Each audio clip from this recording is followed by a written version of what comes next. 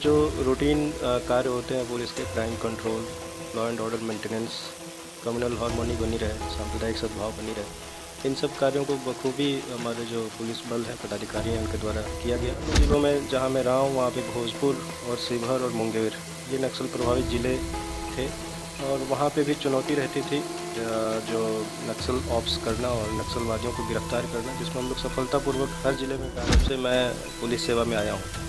कभी भी मुझे ऐसा नहीं लगा कि किसी अपराधी को मैं गिरफ्तार करना चाहूँ जो कि सही में अपराधी है, किसी अपराध में संलिप्त रहा है, किसी केस में रहा है और कोई भी दबाव पड़ा हो किसी भी तरीके से, ऐसा मेरा अनुभव नहीं। छुट्टियाँ होती थी किसी त्यौहार में या कोई शादी ब्याह होता था, मुंडन, कोई भी संस्कार होता था या फिर गर्मी की छुट्टियाँ। उसके बाद जो एप्टीट्यूड टेस्ट और सामान्य अध्ययन के जो प्रश्न हैं वो थोड़े से अलग तरीके के आते हैं, लेकिन तैयारी उसी प्रकार से करनी है जब आपको लगता है कि आपको यूपीएससी में ही जाना है, अगर आपका लक्ष्य है सिविल सर्वेंट बनना।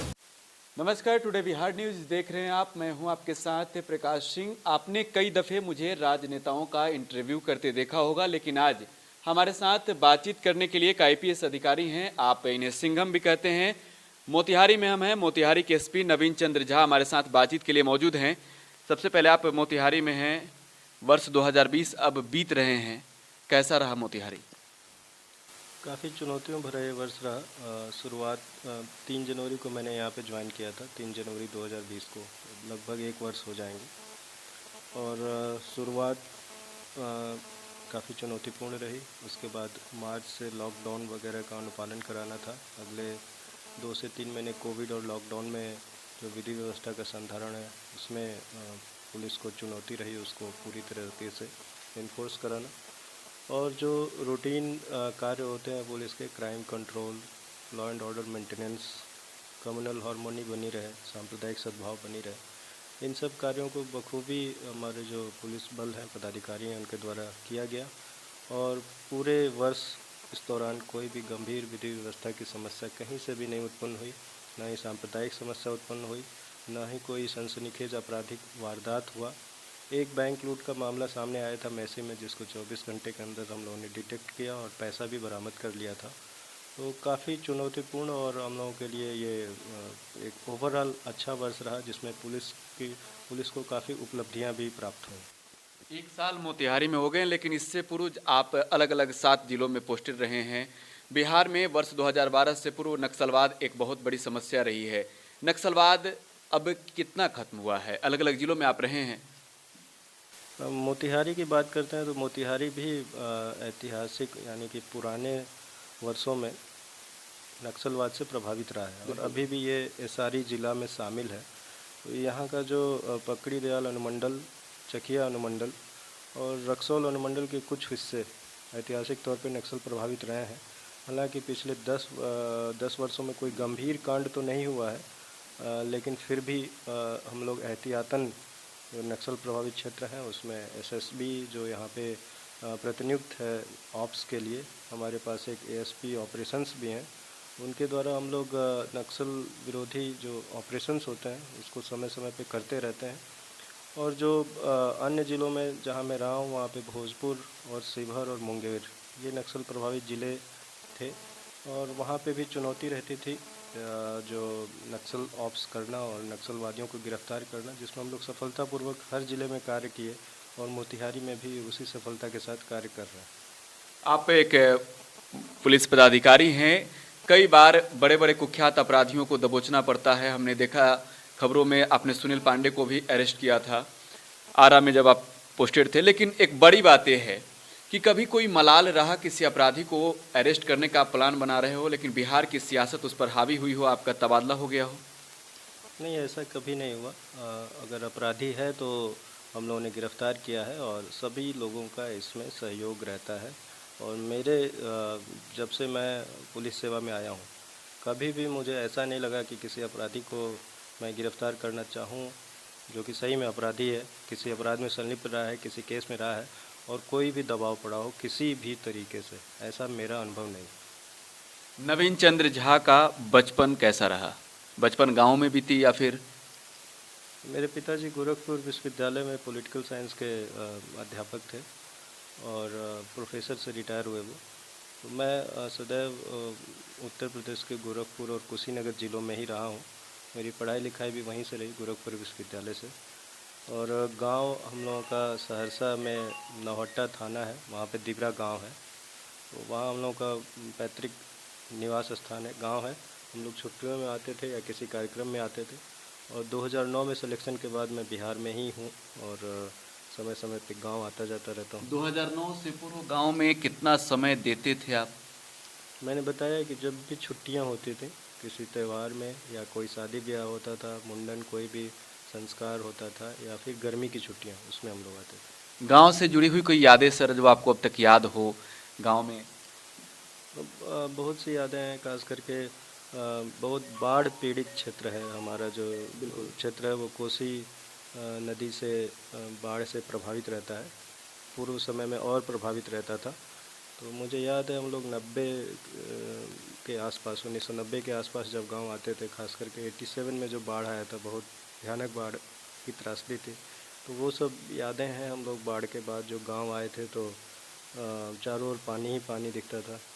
और उसके अलावा जो हम लोग गर्मी की छुट्टियों में आते थे तो आम, हमारे नाना जी का बहुत बड़ा बागीचा था आम का, उसमें हम लोग किस प्रकार घूमते रहते थे और आम खाते थे। तो ऐसी बहुत सी यादें हैं। बचपन में आप क्या बनना चाहते थे? आईपीएस 2009 कैडर के आप अधिकारी हैं, लेकिन उससे पूर्व बचपन में जब आप पढ़ाई कर रहे थे तो क्या चाहत थी, क्या कुछ बनने का जुनून था? बचपन से हम लोगों ने आसपास देखा हुआ था, कुछ हमारे रिश्तेदार थे जो एक रिश्तेदार थे जो आईएएस थे, तो उनको देखा हुआ था। तो दिमाग में थी कि यही बनना है। प्रेरणा मिली थी एक रिश्तेदार से? हाँ, प्रेरणा मिली थी और वो उत्तर प्रदेश कैडर में आईएएस थे। हम लोगों के काफ़ी करीबी थे, पिताजी के भी करीबी थे। तो वो जब घर आते थे तो हम लोग देखते थे, हम भी उनके घर कभी कभी जाते थे। उत्तर प्रदेश में ही हम लोग रहते थे, इसलिए वो किसी ज़िले के पदाधिकारी थे उस समय। तो दिमाग में था कि आईएएस बनना है। और फाइनली हम लोग तब आप किस क्लास में थे? ये आसपास, मतलब मुझे याद है कि मैं 10 वर्ष के आसपास रहा हूँगा, चौथी पाँचवीं क्लास में रहा हूँगा। एक बड़ी बात यह है कि यूपीएससी की जो परीक्षा होती है वो कोई मामूली सी बात नहीं उसकी तैयारी करना, लेकिन जो छात्र इस वक्त देख रहे हैं उनके लिए भी एक सवाल है कि यूपीएससी की तैयारी करने वाले छात्र आखिरकार कैसे तैयारी करें, किस तरीके से तैयारी करें?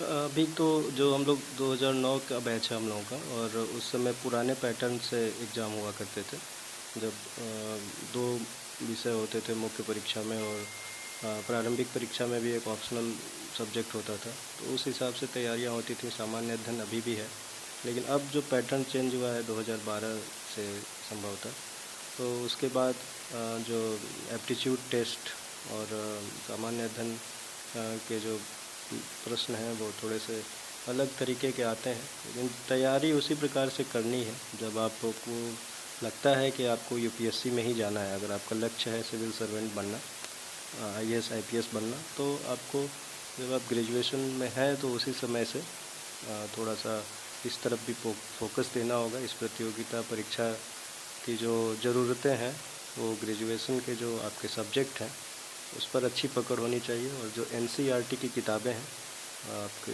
6वीं से लेके इंटरमीडिएट तक की जो किताबें हैं सोशल साइंसेज की और विज्ञान की, भूगोल की, ये सब पे अच्छी पकड़ रहेगी तो सामान्य अध्ययन और जो अन्य विषय हैं उसमें आपके अच्छे मार्क्स आएंगे।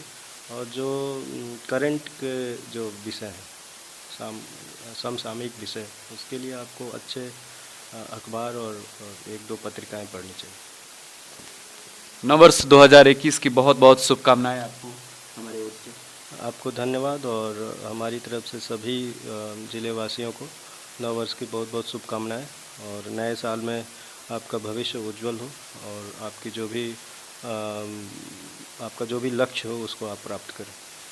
मोतिहारी पुलिस का क्या प्लान है? बढ़ते आपराधिक घटनाओं पर अंकुश लगाने में पुलिस सक्षम जरूर है, लेकिन अपराधी भी लगातार आपराधिक घटनाओं को अंजाम दे रहे हैं।